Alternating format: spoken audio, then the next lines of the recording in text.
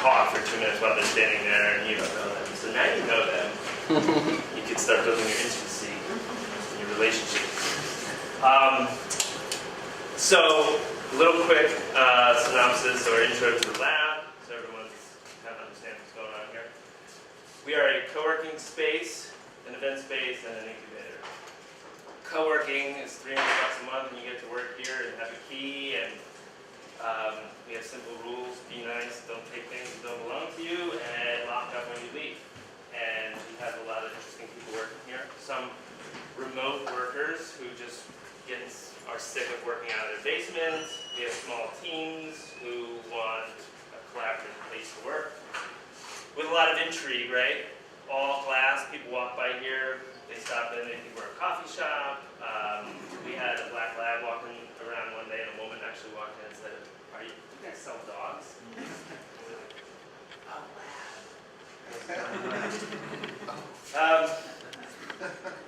So we're almost at capacity. We have it downstairs with 2 conference rooms and I call it a rumpus room. Hey, Chris. And which can be anything you want it to be. And we started in January. And one of the first things that we did to kind of create culture and value for the community is we started this event series called Startup Meetup.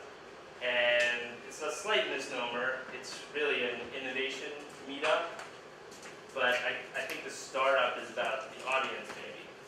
Because what we've been doing is bringing innovators in to talk about what they did, how they did it, what they're doing, some lessons. And the reason that's awesome is because anybody on the startup side or on the reinventing themselves side, it's good to not fail in predictable ways. So there's a lot of knowledge transfer. And a lot of good old networking happening around the coffee urn and after. So make sure you have coffee. You can still get up and do that while I'm talking. So that's events. This is our 28th event. So that's pretty crazy to me. Still, I think we're going to make it to 52. Why wouldn't we, right? So that, who was last week? Help me out. I have a 3-month-old at home, so I have no memory. Oh, Steve. Oh, Steve. So last week we had a true kind of startup guy who is creating a mobile app to pool lottery tickets. He almost had an acquisition, but then there was an M&A and it got bounced. So he had a real kind of dagger in the heart kind of story, getting so close and then getting bounced. So that was cool. Next week is Dana Hoffer from Gyro Bike. They asked the Kickstarter community for 100K, and I think they're at 200K. And the product's really already built. It's a gyroscope inside the front wheel of a kid's bike, and you can teach a kid to ride a bike in like 15 minutes. You can send the bike across this room and they'll stay. So they'll go right across in a line. It's kind of crazy. Wes Garnett has a healthcare startup. After that, Andrew Schwab, who's a senior advisor here, he's going to talk about his new startup called Stash. It's ephemeral, secure memory in the cloud. For real, not like Snapchat. After that, maybe Jen Leinbach, we're not sure. She's from the state. And we want her to come down and talk about how the state has been funding some initiatives here in the lab. And going forward, they're going to be helping distribute this content. So we're live streaming onto YouTube. I hope there's a couple of viewers out there. And the cool thing about that is it automatically reports to YouTube, so we end up with a nice library of local innovators available for anybody to watch. And then also our second camera guy, Michael Ludemoser. He's going to be running around with his cameras. And that's Sean, by the way, from Igniter TV. Thank you for that. And Jim Breslin after that, who's a storyteller, formerly of QVC.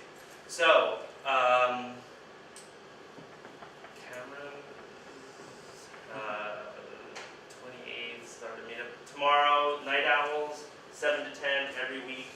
It's like this, but no chairs and beer instead of coffee. And we're starting to include demos of local app developers. So you can feel free to come to that. And Can we drop the demo? We're gonna drop the name for the demo. Yeah. All right. So it's an app called Go Babble. I met this gentleman. His name's Earl Knight at a conference a couple days ago, and he and his team built up this app, which is going to basically hope to revolutionize the social media scene. They built it in 3 weeks, and they've already launched it. Basically, it's a non-friending social media network that localizes data in your area. So as an antithesis of Facebook, there's no friending. You just follow common interests, and it's a way to promote like live interaction and meetups in your area. So it's going to be really cool. So that's probably at 8 o'clock. Yes, yes. And then the incubator is the last thing, and our incubator has 2 companies in it.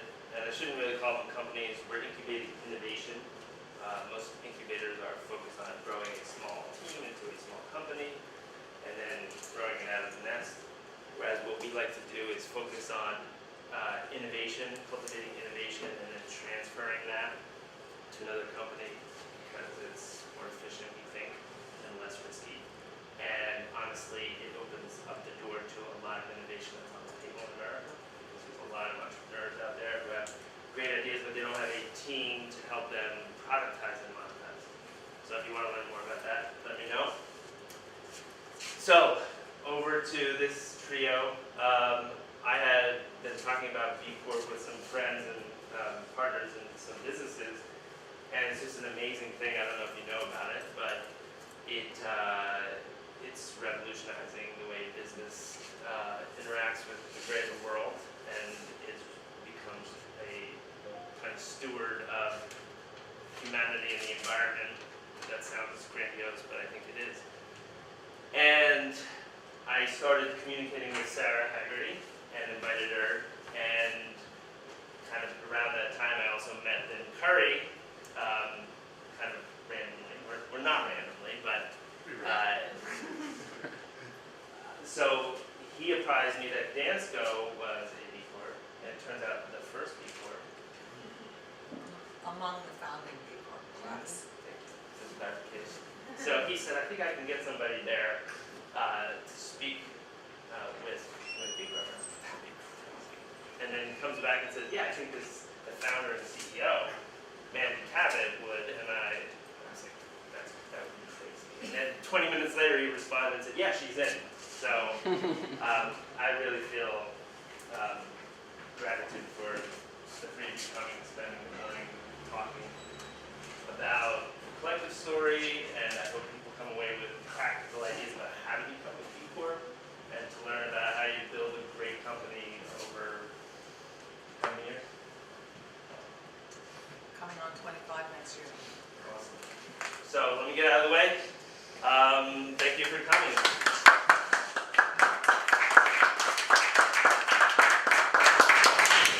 Thanks, Chris. How many of you have heard of B Corp before? A couple? Can anyone name a couple B Corps other than Dansco? Patagonia. Patagonia? Anyone else? Go ahead. Just a Cabot unicorn, right on the grading. Yeah? Are they? I think it might be getting there. Oh. I'm not sure. But that's good. Anyone else? How about Ben and Jerry's? Yeah, they're one of our B Corps as well. So there's over 1,000 B Corps around the world at this point in time. And to give you kind of some background is I'm Sarah Haggarty. I'm on the services team at B Lab. B Lab is the nonprofit that certifies B corporations. That's Sydney back there. She's on the standards team at B Lab. So we kind of work in tandem, helping companies once they get through the certification process. On Sydney's team, kind of are passed off to me to help them find value in their certification. So I work with lovely people like Mandy to help them with marketing or networking and anything else that they may need as a B Corp. Okay. So a couple things about B Lab. As I talked about, you'll see the certified B Corporation logo. That's one aspect of our work, and that's certifying the environmentally and socially responsible businesses. We also do 2 other things. We have B Analytics, which is a platform that drives capital to entrepreneurs. And then we also work on a legal structure and passing benefit corporation legislation, which is passed in Pennsylvania, which is very exciting. There are 25 states around the country that have this new legal form called benefit corporation. So 25 states have passed it, and there's 14 others currently working on it. We'll dive more into that later, but it's a really important part of becoming a B Corp. It's preserving your mission as a company.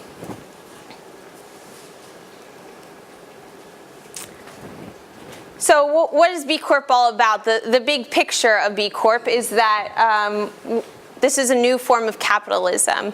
And coincidentally, just yesterday, the New Yorker posted an article about B Corporation and the work that we do and all of our companies do. And the whole point of the article was saying, like, this is real, this is happening. There's a new way to do business around the world, and it's B Corp. And the author said that Milton Friedman once said that increased profits are the only responsibility of a company, and it's to maximize shareholder value. But that's no longer true with B Corps. They have a responsibility to create value and social and shareholder value, but also to all of their stakeholders as well. So the important is that companies who are focused on people, profit, and planet can equalize all those things together. They're not only responsible for profit. So one of those companies is Warby Parker that was quoted in this article, and they're saying that being a B Corp allows them to do good in multiple ways. It allows them they've created a lot of investments. They have a lot of capital that's been brought to them. They've recruited top talent for their employees, and they also get to market their B Corp certification and how important it is for them to work with their partner Vision Spring. So B Corps are creating a new sector of the economy that are not only competing to be best in the world, but best for the world. So again, as you can see in the past 20 years, there's all sorts of certifications out there, right, for good products. And some of those good product certifications could be USDA Organic or Fair Trade or Energy Star or LEED, that's for the building. And we compare ourselves to those, but honestly, we're looking at the holistic company. So we're looking at the product, we're looking at how they manage their employees, we're looking at they're investing. We look at the company as its entirety in addition to its product. So it's not just about the product anymore, it's about the company and the way they are holding themselves. So that was all about the company side of our mission. The other side, in January of this year, we launched the Be the Change campaign. And this is an opportunity for people to use business as a force for good. So this is a time for us to help consumers jump on board with the B Corp movement if they don't have a business, but they want to support B Corps.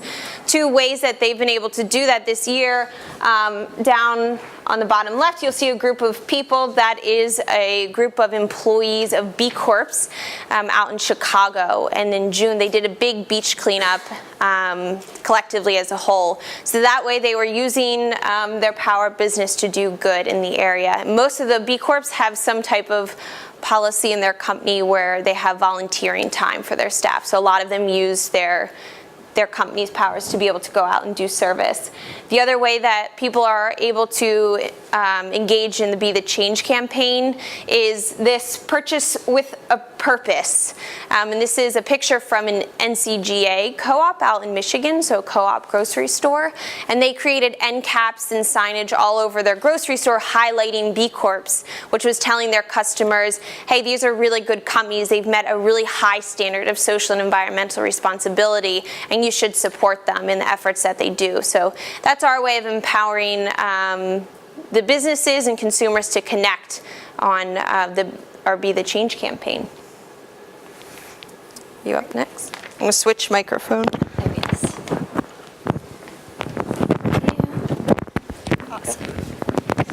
Thanks, Sarah. So As Sarah mentioned, I'm part of the standards team, and what my job is to kind of initiate those that are interested in the B Corporation movement, initiate them into the experience, and then help them through the assessment. So really step one towards becoming a certified B Corporation is to take a look at our nifty website and log in to an assessment. And some people are like, all right, this is going to be a quiz, it's going to be a survey. This is no easy feat by any means. We suggest 3 to 4 hours for like a first run through of this assessment. And as Sarah mentioned previously, it covers your company in a holistic view. So it's looking at not only your product or your service and the impact that that's having on the world, but also your operations. So there's many things that we look at. Some that are in the impact investing field consider the operations part ESG, so environmental, social, and corporate governance. We cover all of those. In addition, we also look at your workers. So if you're a startup, we have a few different paths that you can take. Before this summer, the only path was for full certification, and that means that you need about 6 months of your business being up and running, so fully operational, generating revenue, things of that nature, to take the assessment. Because what the assessment does is looks at your last fiscal year, year to date, and asks a lot of questions about how you've been practicing and operating. So it really does depend on having a little bit of background information up until current state. So traditionally, if startups called us, we're like, this is such a great idea. However, we can't certify an idea. We want to make sure that the businesses that we're certifying are around for a long time. So we need just a little bit of background knowledge to evidence that you'll be in the field for a while. So this was kind of discouraging because startups, at least ones that I've encountered, are really passionate. They're ready to get going. They're ready to identify with a community and to start using kind of that intellectual property to identify with like-minded businesses. So one of our co-founders, Jay, kind of started this idea of a pending B Corporation. And this is kind of like a patent pending for the full certification. And so what this is 12 months of being able to use this intellectual property that you see on the slide and connect to the community. So it's not your full certification, but this allows a company who may not even be incorporated, may not be truly in existence yet, to take the assessment. So that's step one, is you would take the assessment and you would think very conservatively about how you want your business to be run and what the purpose of your product or service to be in a year's time. So we're thinking about a whole like future state year's time, but you're still taking the assessment that full certified B Corps would be taking. So you go through this assessment, very lengthy, and then you would submit that. So I would, someone from my team or myself would see that. And then we would reach out and talk to that person and say, all right, you've taken the assessment, this is great. We hope you answered it conservatively because you have a year to kind of meet these standards that you selected. And then we also, kind of to put your money where your mouth is, we want you to make something a little bit more permanent. And so we asked you to meet our legal requirement, which we also ask of our full certified B corporations. And so for an LLC, this is a pretty easy change. It's adding like a paragraph or two into their operating articles around stakeholders and protecting mission, social and or environmental mission statements. And so we have some information that our policy team put together on how to do that if you're an LLC, or if you're a corporation in different states. Some corporations, if the benefit corporation legislation hasn't passed in that state, then they can amend their S or C corporation. And then if they do have a state and it's a non-constituency state and a benefit corporation has passed, then we would ask them within the next 2 years to switch over to a benefit corporation. And so we have guiding principles along that. But so if you're a brand new startup and don't have operations, this is a really great path. Again, it's for a whole year of using this intellectual property, and it consists of taking the assessment, making those legal updates, and then signing a term sheet saying that in 12 months you're going to take the assessment again, but this time for full certification. And I'll go over full certification now. Oh, and there is a $500 one-time fee for using the intellectual property for this pending B Corporation status. So for full certification, if you have 6 months of operation, even if you don't have revenue, you can apply for full certification. So you would take the same assessment, as I said, but this time you need a certain threshold of score to move forward with the process. And so we asked for an 80 out of 200. And some people are like, that's really low. That's less than 50%. But what it's important to understand about the assessment is that we try to create this all-encompassing comparable assessment so that we can compare it regardless of your industry or size. So we want to be able to match up corporations across the board and say this is how they stood out in certain areas. So not all questions will be applicable, not all questions will be answered in the affirmative, and that's fine. Even the B corporations that are certainly really great companies and have a high score, we don't have anyone that's a 200. So that's kind of like the end goal to aim for, but if it doesn't fit your corporation to have all these environmental practices and maybe you're better at corporate governance and workers, that's completely fine. You can still pass with that score. So the full certification, the first requirement is at 80 out of 200, and then you would schedule a review call with someone like myself, and we would walk through the assessment together, usually via phone. And then we would also ask you to change your legal requirements, just like for the startup pending corporation status. And then we'd ask you to sign a term sheet saying that you would take the assessment again every 2 years, because on our end, our team does update the assessment every 2 years just to make sure it's still rigorous and relevant for the industry.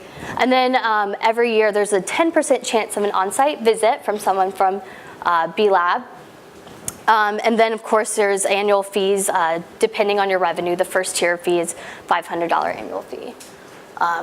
And so that is how you become certified, either startup and to get going and using the intellectual property for the full certification. And then once you're through with the full certification, I would pass you off to Sarah to really utilize that intellectual property in the community to the best of your advantage. So. And then as Sarah mentioned, these are just a few of our well-known B corporations. We have Etsy, Patagonia, like you mentioned. United by Blue is a local B Corp in this area. So as of Monday, we have 1,063 B corporations in the community. We're in over 60 industries and in over 34 countries. And now Sarah's going to walk through some of the local Philly B Corps. So one of your local Philly B Corps is Dansco, which I'll turn over to Mandy in a second, but real quick, I want to show you a list of all the other Philly B Corps. So here's a quick list of Philly B Corps. There are some based in the city, but there's also some based in the suburbs, kind of all over the place. And coincidentally, we hope, I will be heading back to the office today to hopefully plan a get-together for the Philly B Corps and anyone else who's interested in becoming a B Corp in mid to late August. So you'll see this list here. Happy to share it afterwards. Yeah. And we're going to turn it over to Mandy of Dansco. This is a snippet from her B Corp profile. If you go to bcorporation.net, you can go to Find B Corps and you can search for all the different B Corps in different regions and industries. And this is the impact of the report. The important part of being a B Corp is that there's transparency. So you can go on and see where Dansco is scoring in all the different sections. We're going to start with a little video.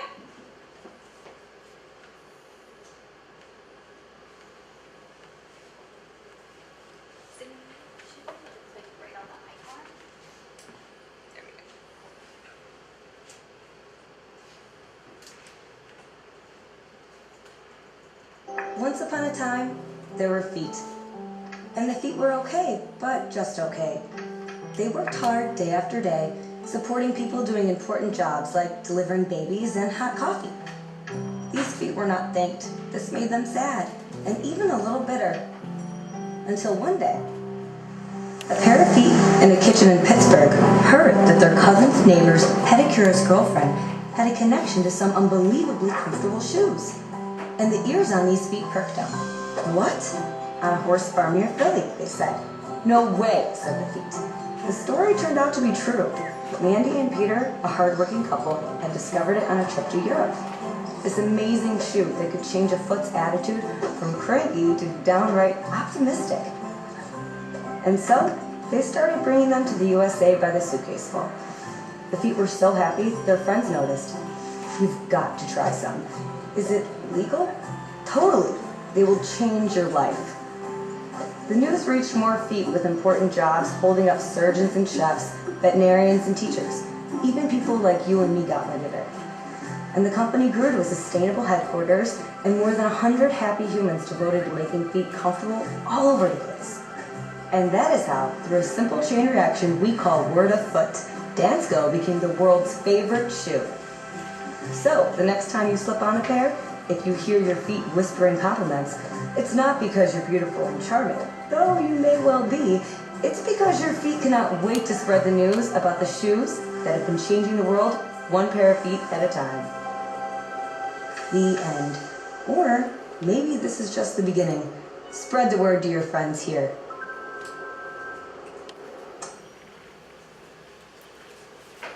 So that's just a little tiny bit of background on Dansko. We are a shoe company based in West Grove, Pennsylvania, not far from here. We were founded nearly 25 years ago on our horse farm, even closer to here. We started with a very small investment, proceeds from the sale of a young horse, about $7,000. We bought our first load of what we believed at the time to be the world's most comfortable shoes in Denmark, my husband's hometown, in fact, and wanted to not invent a new mousetrap, but make available something that hadn't previously been available. So we started with a suitcase full and gave away many pairs, seated them on the feet of professionals who stand long hours in all kinds of industries, healthcare, teaching, food service and hospitality, and reinvested all the proceeds in the company, grew starting with employees mostly who were students at our horse farm, brought in one of the first employees we ever had that knew anything about the shoe industry was Mimi Curry, Lynn's wife, who has really helped us grow from a tiny startup to a company now with 180 some employees and over $150 million in revenue, with no debt, until quite recently when we made the decision to become 100% employee-owned. That decision was made a couple of years ago. So that's a little background on Dansko. We sell mostly in North America, some sales in the Pacific Rim area, some in China, Japan, Korea, Australia, New Zealand, a little bit in South America, and a little bit in Europe. So why did we become a B Corp? I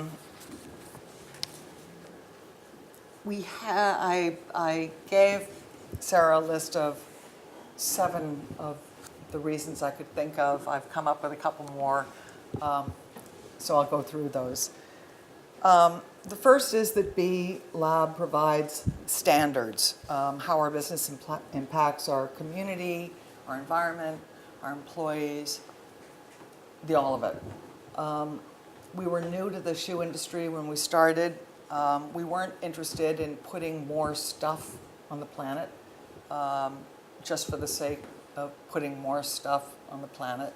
We wanted to make better shoes, have a better company, pioneer a better way to treat employees and be involved in the community of folks that we're a part of, leave a lighter footprint. We wanted to be our stakeholders' favorite, and to do that we needed standards. We were approached by Jay and his partners in the same year. We were building a new headquarter facility, and we were looking at LEED certification. Being new to the industry, we really rely on the expertise of folks who give their undivided attention in areas that we don't. So LEED certification, for example, looks at everything, not just brick and mortar, but the air we breathe, the cleaning products we use, site use, land use, site preparation, all of it. We have products that we believe are more healthful, that perform better, so we use third-party assessment to evaluate those properties. We think we've got high employee engagement, but we use a third party to validate that and check that for us.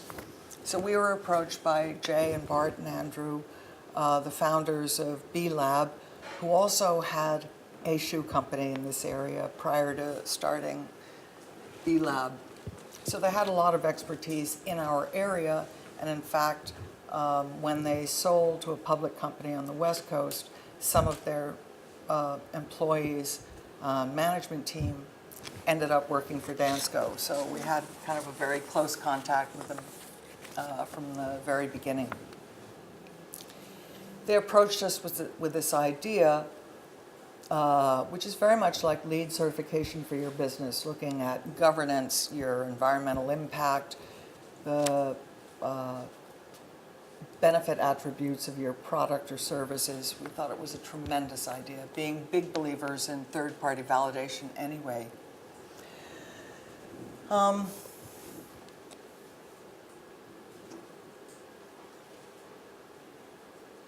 I think those, yeah, little different sequence than what I have, but I'm just going to jump right in there. Second reason we signed right up is that B-Lab provides comparability. Not only for ourselves, are we making progress, what are the benchmarks we've set up, what are the tools we need to make progress in the areas we want, but also comparability with other companies. Companies in a similar industry or the same industry, companies in the same geographic region, companies of the same size, and so on. B Corp certification helps us stay focused on best practices. Less packaging in our products, for example, or lower energy uses. So the certification allows us to measure, report, and track in those areas that mean the most to us. B-Lab provides resources. If you really believe in corporate social responsibility as a company, you need a full-time staff of people dedicated to looking at things that, everything that you do. Well, B-Lab does that for us. They can see, they have experts in areas where we have interest and high intentions. They can see all of it. They can see things that we might not have thought of. Small things, from small things to large things. For example, in our employee handbook, we didn't think about it, but in our assessment, we realized we didn't have a whistleblower policy. Not that we wouldn't, of course we would. We just didn't think about it. Jury duty, taking time off and paying employees to go out and vote or serve on a jury. Didn't think about that either. So they look at all of it the way LEED certification looks at all of it. B-Lab provides community of like-minded folks. B Corps love to share great ideas about marketing, about sourcing, operations, community outreach. Being in the company of other B Corps generates a tremendous amount of goodwill, energy. The annual B Corp retreat is my personal way of reconnecting with, why am I even doing this? It's sort of like a intense workout, Swedish massage, meditation for the soul of our business. It's really difficult to quantify this in bottom line terms, but it makes us stronger, more focused, and more visionary all at the same time. The B Corp retreat, sharing ideas with other B Corps is a tremendous value for me personally. B-Lab markets our collective vision. We're not fond of tooting our own horn, so B-Lab does that for us, whether it's through collective marketing efforts, typically through other B Corps at a discount, like Ogden Publications, who publishes Utne Reader and other great magazines, or whether it's through the editorial content that shows up in New Yorker and Fast Company and many, many, many other publications. There's definitely a halo effect that comes with being a B Corp. It also mitigates the greenwashing effect that many self-proclaimed corporate, socially responsible businesses claim to have. B corporations, having passed the certification standards, which are, in my opinion, tremendously difficult, it means we walk the talk. B Corp companies give preferential treatment to other B Corps, discounts in products and services. We do, and many, if not most of them do. We resource that a lot. Again, we use third-party consulting firms, assessment tools, and so on. We get great discounts through them. We may not be able to source our paper supplies, for example, locally, but we can source through another B Corp, or our cleaning products. New Leaf Paper is another B Corp that provides a free assessment of your paper usage. So the community of B Corps and what we give each other is really another great benefit. B Corps are afforded a preferential tax status in certain areas. The city of Philadelphia and San Francisco, for example, are two areas where that applies. It doesn't really apply for us, but it's a nice benefit. So those were the 7 that I gave Sarah. But I thought of a few more last night. It's hard to really prove this, but I really believe that being a B Corp allows us to attract employees who share our values. Or at least, put another way, being a B Corp, our values are front and center. So maybe those employees who apply for jobs at Dansko self-select, I don't know. But another bit of benefit, I think, is that the research, Daniel Pink and others have shown that employees who work for more than just themselves and their paychecks, who have a sense of purpose, doing something, an effort greater than themselves, have higher engagement, retention, productivity, and I think that's true. Being a B Corp reminds us that we're not here just for personal gain, but for something bigger than that, to lead the way, to show a better way of doing business, and that's important. Hard to quantify, but important. The 9th thing is also difficult to quantify, but I would say it helps us increase sales. For those consumers who care about the businesses they support, knowing that a company is a B Corp, as I said, validates that they're interested in more than just highest profits and lowest prices, that they walk the talk. For other consumers who don't know or don't care, it doesn't impact sales negatively, so it's neutral. And the last thing I think that's really important for us is that being a B Corp allows us to institutionalize our values.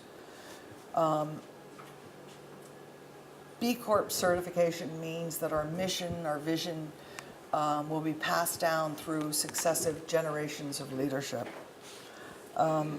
This has particular importance for us as 100% employee-owned, as an ESOP company.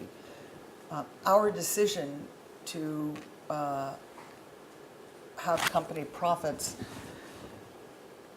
pay down the debt to the founding shareholders ourselves over time is our financial succession plan for the company. It means that we're not forced to sell the company, or the company isn't forced to sell itself on the death of the founders. It means that the employees who built the company over time, past, present, and even future employees, have a real stake in the company. being a B corporation and having those values institutionalized in our company charter gives the new holder of Dansko stock, our ESOP trustee, the discretionary latitude not to sell the company to a high bid from a strategic buyer should one ever come along, but allows him to consider the interests of all of our stakeholders, which has been the core value of Dansko all along, to be our stakeholders' favorite.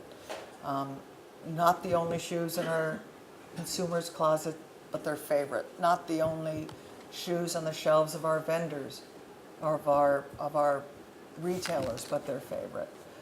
Not the only company that gives back to the communities it's a part of, but one that serves to inspire others. So that's really the mission of our company. B Corp, being a B Corp allows us to institutionalize those values and pass them through successive generations. So there's a lot of benefit to being a B Corp. Those were my top 10. All right, great. You want to move into Q&A? Yeah. Would someone flip to the last slide just so that has over there? Great. Just so we have our info while we're going through question and answer. Thank you. Okay, well, I usually help facilitate this. I can point out people and remind them to introduce themselves when they ask their questions to kind of help build our community. I'll start things off because I can. I like that story about how you gave the shoes away in the beginning. Like that is something that a lot of people in the lab think about. How do you get that initial traction? And sometimes you just have to give it away, right? So can you talk about the dynamics of that first kind of spark and how it didn't die out, but that you grew it? Like there's something in that moment that's special. It sounds a little hokey, but I think one way of putting it is that our business model from the very beginning went something like this. If you've got something great to share, you share it. And if in the sharing you can reinvest in more to share, you do that too. And the gift just keeps on giving. That was our first business model. And we literally gave away hundreds and thousands of pairs. And what we found, what we discovered in this tiny shop in Denmark was a shoe, the likes of which I'd never seen, and I was a college kid in the 70s and wore open back wooden Swedish clogs and thought they were pretty cool. But they weren't all that practical when you were running with it.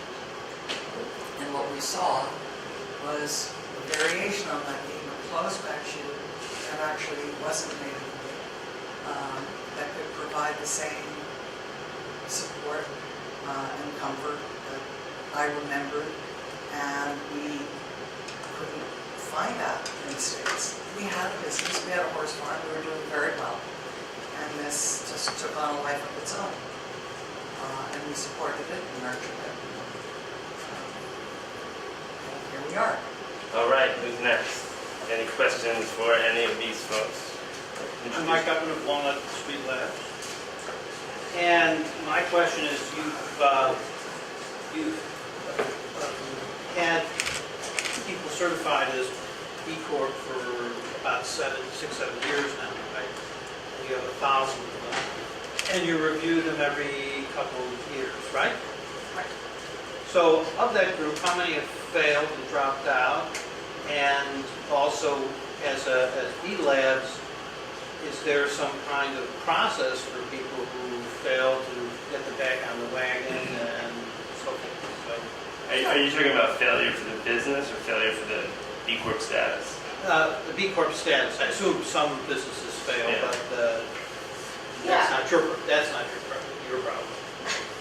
It is a problem. It is a problem. So I can speak a little bit to that.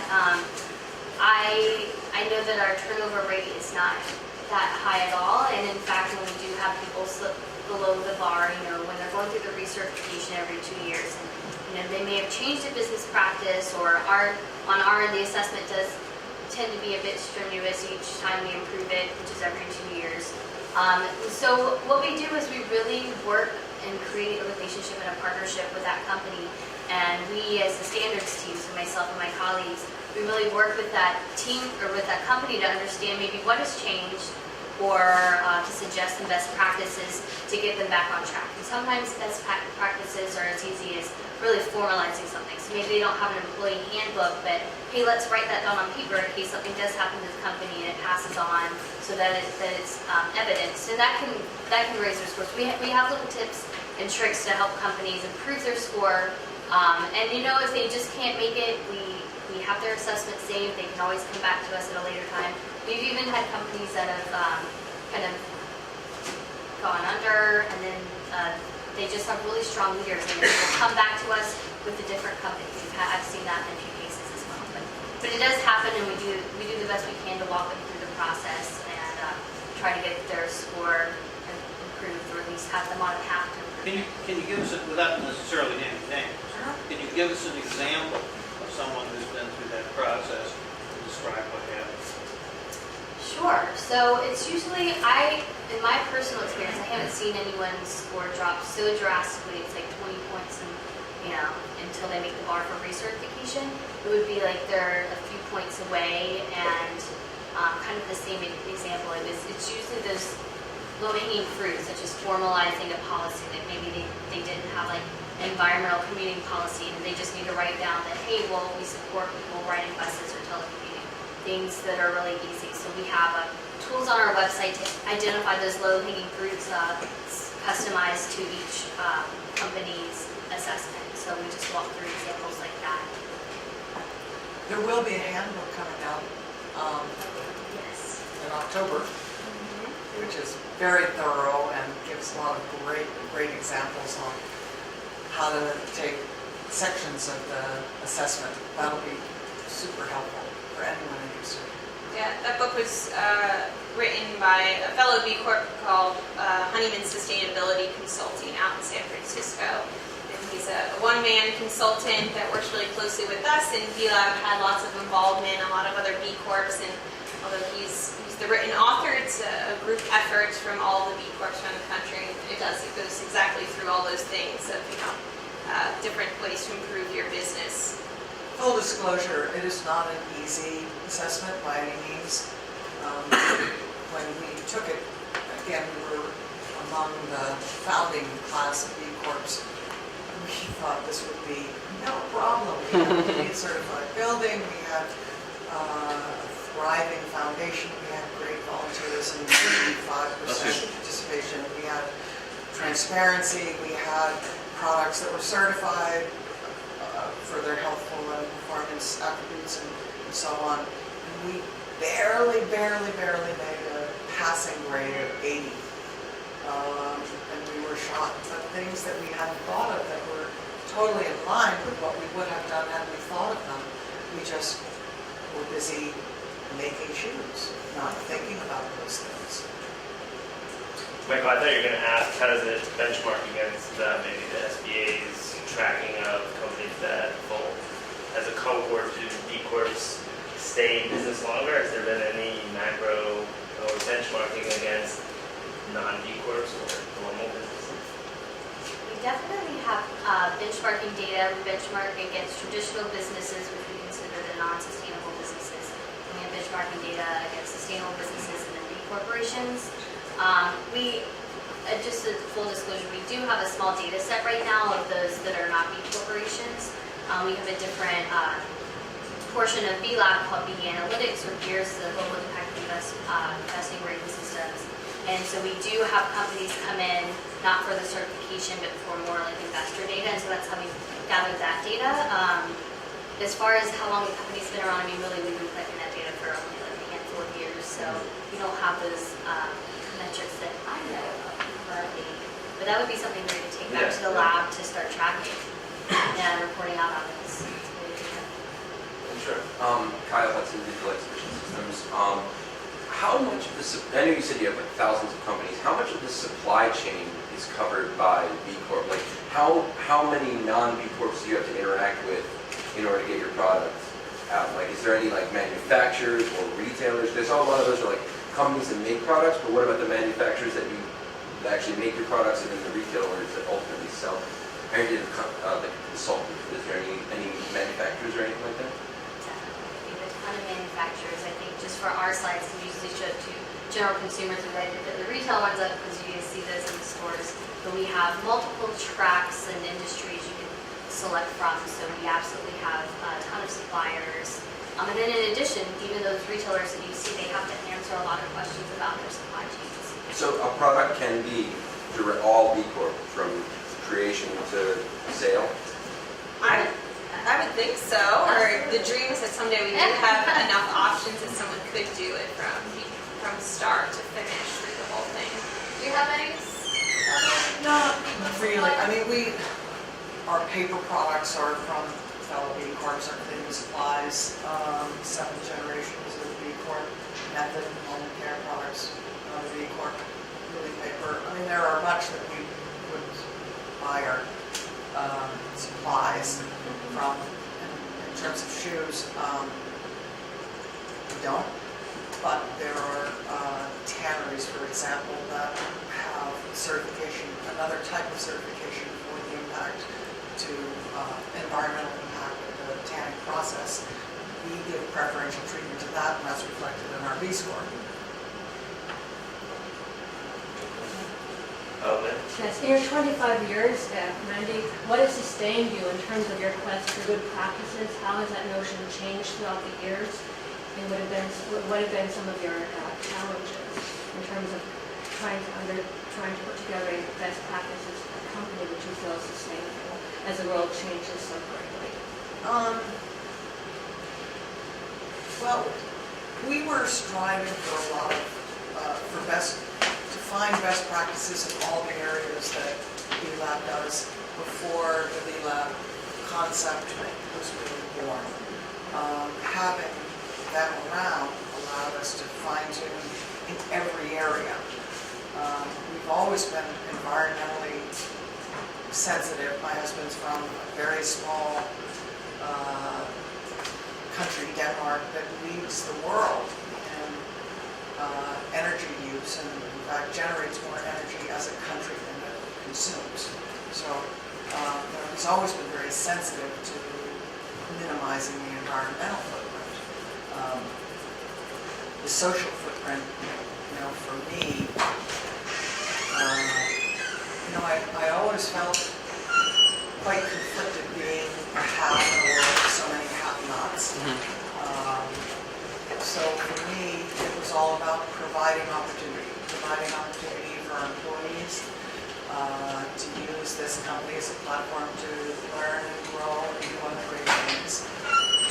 I would say the biggest challenge of all is that at the end of the day, we make consumable goods that will one day end up, once they're beyond their life cycle, in the landfill. I can't get past that. So we look for ways of making our shoes as durable as they can possibly be, and find other uses for them, beyond street use. We donate an awful lot of shoes, hundreds of thousands of pairs of dollars every year to make sure our shoes get the longest possible life expectancy. We've looked at ways of making our footwear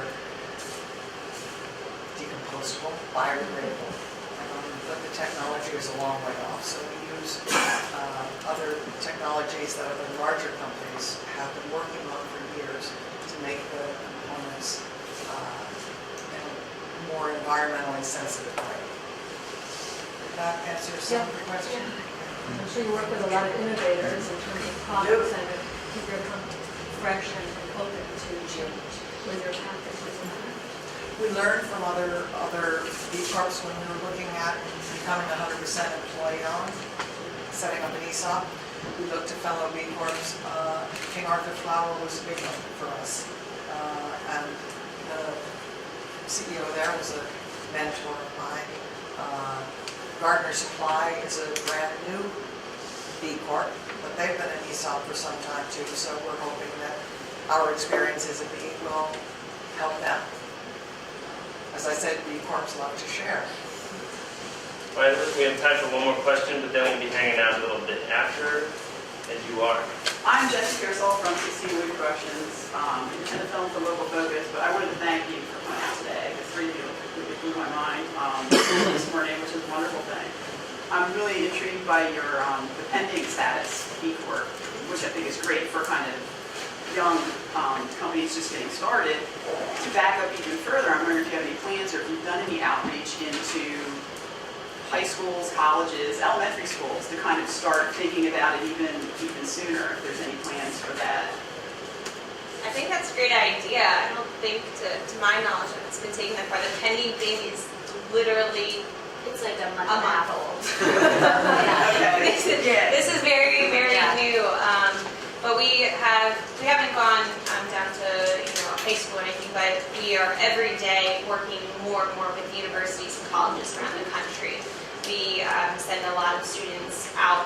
Their professors get interested in B Corp, they're teaching their business classes, then they're taking their students and sending them out to young companies to say, hey, I'll help you through the assessment. Like, let's learn this together. So there's lots and lots of that happening around the country, of students getting involved in college. I think you'd be surprised at how many B Corps do that on their own. Yeah. We do that. Having these buildings too, our mandate is to keep doors open and bring folks in and keep the doors and talk about why we do it. We bring a lot of high school and college classes in through Dansco all year long. And Jay does as well. Westtown School has classes. Yeah, and I teach public speaking at Westchester University, and it's just kind of a gen ed class.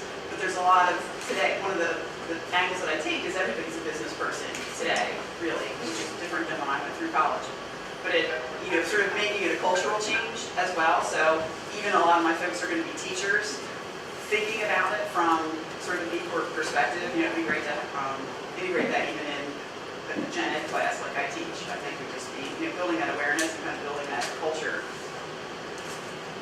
Bigger. Can we add one more detail to the B Corp kind of understanding? It was started by whom, when? So, do you want to go? Jay Cohen Gilbert, Bart Lamb, and Andrew Kasoy were the founders. Well, no, but you go ahead. Because I You're local, right? Yep, so Jay Cohen Gilbert is local to here, as Mandy was saying. He was the founder and CEO of And One, the shoe company. He ran And One for a long time, him and Bart Houlihan, and they're both local. Their kids go to local schools around here. And Andrew Kasoy is a former finance guy in New York City, and he runs our New York office, and he does a lot of the benefit corporation legislation and impact investing. So. And Jay and Bart are here in Wayne, and after And One was sold, they decided to put their brains together, and they really wanted to create this movement where mission was protected of businesses. So that's kind of the little tidbit. Like Mandy said, 2007 was the first group of certified companies, and it's been going strong ever since. One of the things I just want to say briefly is that, and you had mentioned this, we both talked about it a little bit, is that part of being B Corp means just articulating in your corporate charter that your interest is to a greater body of stakeholders than just your shareholders. It's not just about maximizing profits. This is not the way we want to be remembered. It gives companies like Ben & Jerry protection in the case of a takeover by a larger company or strategic investors or whatever. Prior to being a B, shareholders would sell the company to the highest bidder, would be forced to sell to the highest bidder to maximize shareholder profit. But because our interest is in looking at the interests of all of our stakeholders in the supply chain, our consumers, our environment, our community, our neighbors, all of those things, the company has not been forced to sell. There's a whole story about what Ben and Jerry went through and why they have now come full circle to become a B Corp. Fascinating story. should check it out. Yeah, we should have, I know you've spoken with Jay, it'd be great to have Jay come back Yeah, I sometime just and invited him, so. tell his story from EM1 to BLabs. Yeah, that's an awesome transition. So thanks so much for coming and speaking today. Quick poll, before you saw an advertisement from us, raise your hand if you were aware of B Corp. Okay. So this video will be on YouTube in like 10 seconds. And then Mike is doing his vignette wrap up. That'll be later today, and we'll share it with everybody, so feel free to share it with everybody. And this was really great. Thanks for coming. Thank you. And thank you to our sponsors, Fox Rothschild. Terry's in the house somewhere. Yep. Thank you. They're in support of Walnut Street Labs and companies that come through here, and Chester County Economic Development Council. They are supporting this outreach for innovative companies in the region, starting August 1. And Westchester University. We have a member of the Control Center here. Oh, Matt Ray. Matt Shea. Matt Shea. We have Matt Ray. That's funny. So Westchester University's Entrepreneurs Center has been supportive, and Monica just transitioned, and thanks for coming today. We're going to talk. So feel free to hang out and drink some more coffee and chat, but not too long because we do work here. And to ask any other questions. So thanks for coming.